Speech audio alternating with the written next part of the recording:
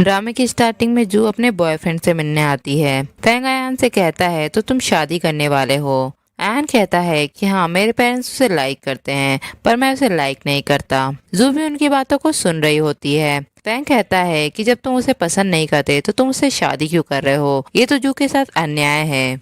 अयान कहता है कि इसमें उसकी गलती है, वो मेरे पीछे क्यों पड़ी हुई है।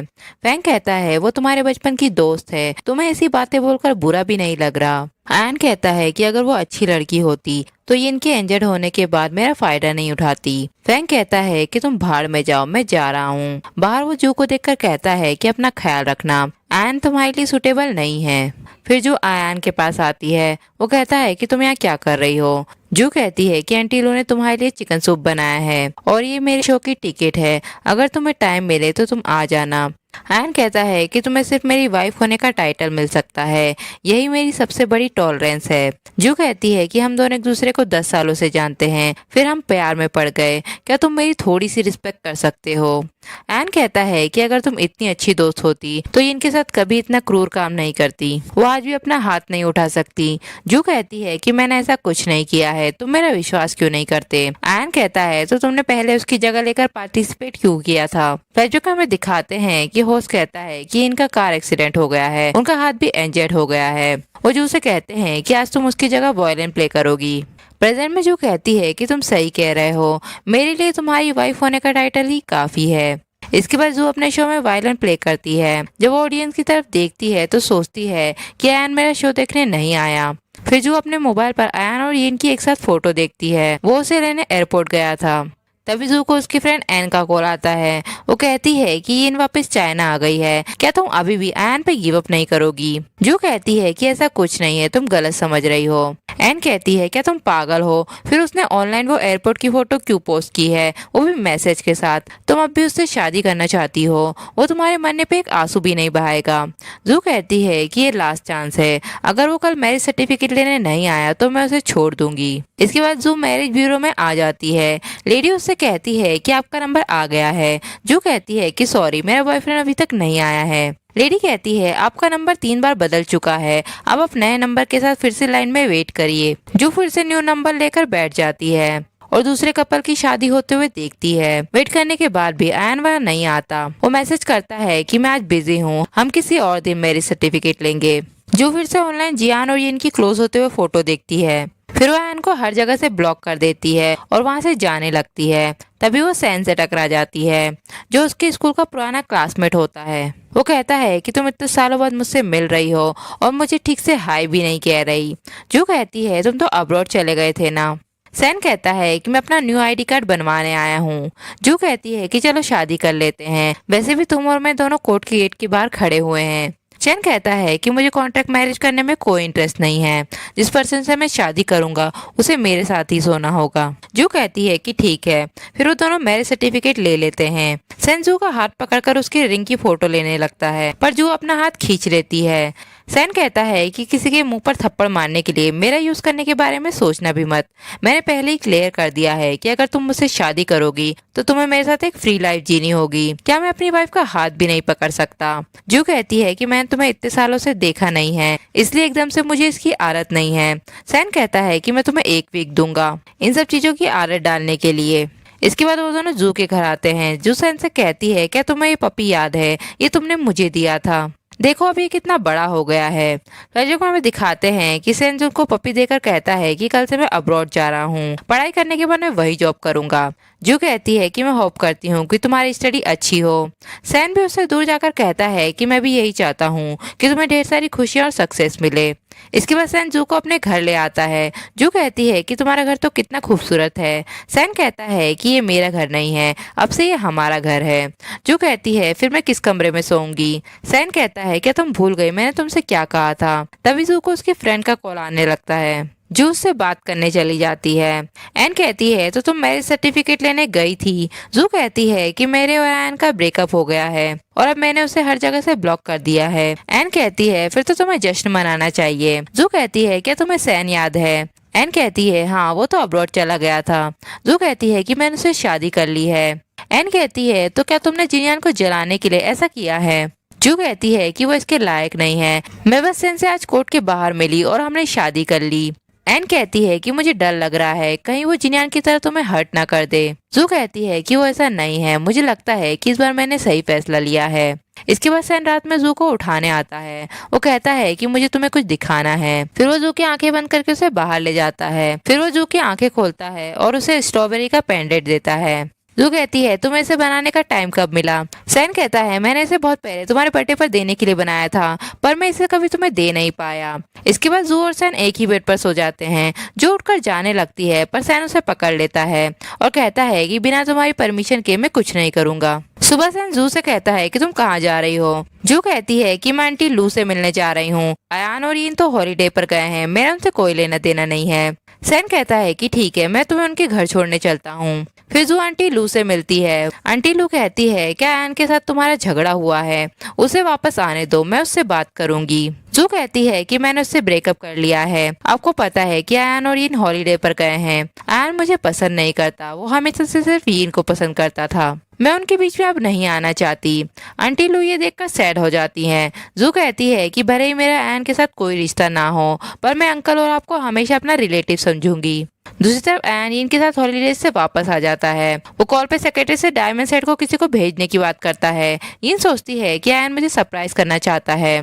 इसके बाद सैन जू से कहता है कि तुम्हारे पुराने घर पर कुछ लोग बार बार पूछताछ करने आ रहे हैं, मैं बिजी हूँ, क्या तुम वहाँ चेक करने जा सकती हो। जब जो घर आती है तो उसे बहुत सारे गिफ्ट रखे हुए मिलते हैं। जो अयान के सेक्रेटरी को कॉल करती है। सेक्रेटरी कहता है कि मिस्टर लू ने आपके लिए बहुत सारे गिफ्ट चूज किए थे, आपका फोन नंबर नहीं मिल रहा था, इसलिए मेरे पास आपके घर आने के अलावा और कोई ऑप्शन नहीं था। जो कहती है कि अभी इसी वक्त मेरे घर आओ। सेक्रेटरी घर आ जाता है। जो उससे कहती है कि ये सारे गिफ्ट ले जाओ, मैंने इनमें से किसी को भी यूज नहीं किया है, अब मेरा मिस्टर लू से कोई लेना देना नहीं है। दूसरी तरफ मिस्टर लू कहते हैं तो उसने ऐसा कहा। सेक्रेटरी कहता है हाँ, और उन्होंने आपकी दी हुई सारी चीजें वापस कर दी हैं। आयन को गुस्सा आ जाता है। वो सेक्रेटरी से कहता है कि कैसे भी करके इन गिफ्ट को जू के पास पहुंचाओ, मैं इसे वापस नहीं लूंगा। फिर सेक्रेटरी जू को कॉल करता है। वो कहता है कि आपको इन गिफ्ट को एक्सेप्ट करना होगा, वरना मिस्टर लू मेरा काम करना मुश्किल कर देंगे। जू कहती है कि ठीक है, तुम इसे मेरे पास भेज दो। इसके बाद सैन जू से कहता है क्या तुम्हें पता चला कि वो कौन था। जू कहती है कि वो आयन का सेक्रेटरी था। आयन ने मेरे लिए बहुत सारे गिफ्ट भेजे थे, पर मैंने उसे वो सारे गिफ्ट वापस कर दिए। फ्लैशबैक में हमें सैन और अयान को बैठे हुए दिखाते हैं। तभी वहाँ जू भी आ जाती है। अयान कहता है कि मैं दूसरों से बात कर रहा था और ये मुझसे लड़ने लगा, इसलिए मैंने इसे पंच मार दिया। जू सैन से अयान की तरफ से सॉरी बोलती है और कहती है कि पहले तुमने गलत किया, इसलिए अयान ने तुम पर हाथ उठाया। सैन कहता है कि तुम्हें पता भी है कि ये क्या बातें कर रहा था, जाने तो मैं तुम्हें नहीं बता रहा, वैसे भी तुम इसी का ही साइड लोगी। इसके बाद सैन जू से कहता है कि हमारी शादी को कितना टाइम हुआ है। जू कहती है कि मुझे ठीक से याद नहीं है, शायद आधा महीना ही हुआ है। सैन कहता है कि हमें शादी किए हुए 17 दिन हो गए हैं, तुम भूल गई कि तुमने मुझसे क्या वादा किया था। क्या तुम्हें अब भी मेरी बीवी होने की आदत नहीं हुई है। जू कहती है कि तुम क्या चाहते हो। सैन कहता है मुझे जो चाहिए वो सिर्फ प्यार है। जू कहती है तो आज रात तुम क्या चाहते हो। सैन कहता है कि जल्दबाजी की जरूरत नहीं है, हम स्टेप बाय स्टेप आगे बढ़ सकते हैं, क्या आज रात मैं तुम्हें किस कर सकता हूँ। जू हाँ कह देती है। फिर सैन उसे किस करने लगता है। सुबह जू अयान के सारे गिफ्ट को यीन के एड्रेस पे भिजवा देती है। दूसरी तरफ यीन उन सारी ज्वेलरी को पहनकर फोटो खींचने लगती है और उन फोटो को ऑनलाइन पोस्ट कर देती है। अयान फोटो को देखकर सेक्रेटरी से बोलता है कि तुमने ये गिफ्ट यीन को क्यों भिजवाए। सेक्रेटरी कहता है कि मैंने तो ये गिफ्ट मिस जू के पास भिजवाए थे, पर लगता है उन्होंने इसे मिस यीन को भिजवा दिए। अयान जू को कॉल करता है और कहता है कि जो गिफ्ट मैंने तुम्हें दिए थे तुमने उसे यीन को क्यों दिए। जू कहती है कि मुझे वो सब कचरा नहीं चाहिए, दोबारा मुझे परेशान मत करना, और वो फोन काट देती है। अयान जू को पकड़ लेता है और कहता है कि मुझे तुमसे कुछ बात करनी है। जू कहती है कि मुझे तुमसे कोई बात नहीं करनी, और वो उसे मारकर वहां से भाग जाती है। इसके बाद सैन के पास लू फैमिली के चैरिटी डिनर का इन्विटेशन आता है। सैन जू से कहता है कि लू फैमिली के घर डिनर पार्टी है, क्या तुम उसमें जाना चाहती हो। जू कहती है कि चलो हम साथ में चलते हैं। इसके बाद पार्टी में सब लोग आर्गन ग्रुप के सीईओ को देखने जाते हैं। एन फैंग से कहता है कि चलो हम भी सीईओ को देखते हैं कि वो कैसा दिखता है। जब वो प्रेसिडेंट को देखता है तो वो सैन होता है। एन कहता है कि इतने दिनों बाद मिस्टर शू को देखकर अच्छा लगा। सैन कहता है कि मिस्टर लू के साथ ये लेडी कौन है। एन कहता है कि मेरी फीमेल कंपेनियन है। सैन कहता है पर मेरे बगल में जो लेडी खड़ी है वो मेरी वाइफ है। एन कहता है कि आपकी बीवी बहुत खूबसूरत है, नीलामी बस स्टार्ट होने वाली है, हमें देरी हो रही है। इसके बाद रूबी के क्राउन की बोली लगने लगती है। एन 20 मिलियन की बोली लगाता है, फिर सैन 50 मिलियन की बोली लगाता है। एन और ज्यादा पैसे लगाने लगता है पर यीन उसे रोक देती है। फिर वो कान सैन का हो जाता है। एन जू से कहता है कि मुझे तुमसे कुछ बात करनी है। सैन कहता है कि तुम्हें जो कुछ भी कहना है मेरे सामने कहो। एन कहता है कि भले तुमने इससे शादी कर ली है पर तुम इसकी फ्रीडम पे रोक नहीं लगा सकते। जू सैन से कहती है कि तुम मेरे यहाँ वेट करो, मुझे भी मिस्टर लू से कुछ कहना है। फिर आयन जू से कहता है क्या तुम मुझसे अब भी नाराज हो।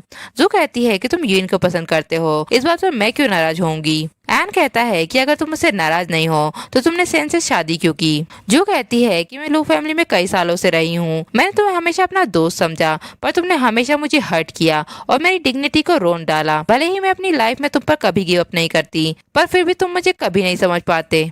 इसके बाद जू की फ्रेंड उससे कहती है कि ये फर्ज तो तुम्हारा था ना, फिर ये इनके पास क्या कर रहा है।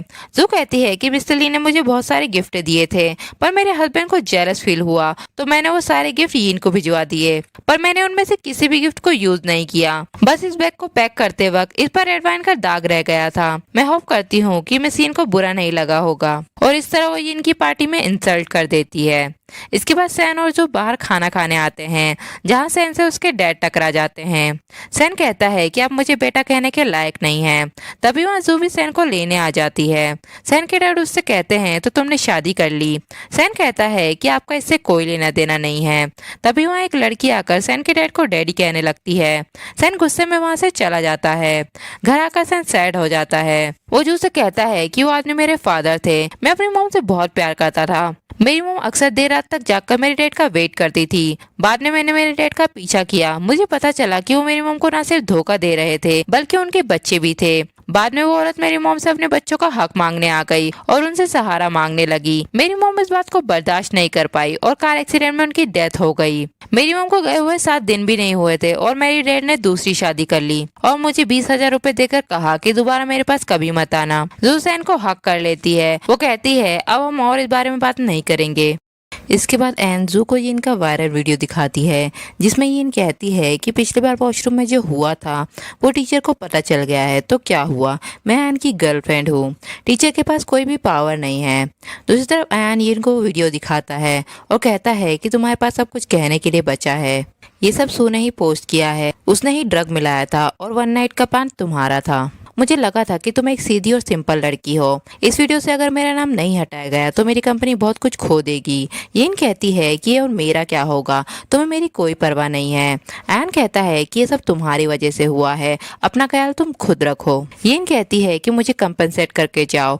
एन कहता है कि कंपनसेट करूं वो भी तुम्हें, क्या तुम्हें पता भी है कि तुम्हारी ट्रीटमेंट में मैंने कितने पैसे खर्च किए हैं।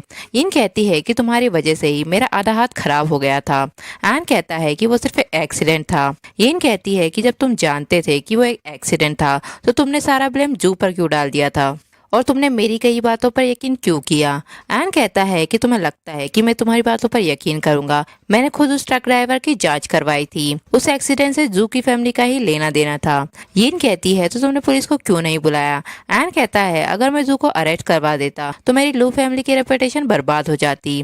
फिर वो जाते हुए कहता है कि ये घर मैंने ही तुम्हें दिया है, इसे कंपनसेट के तौर पर रख लो।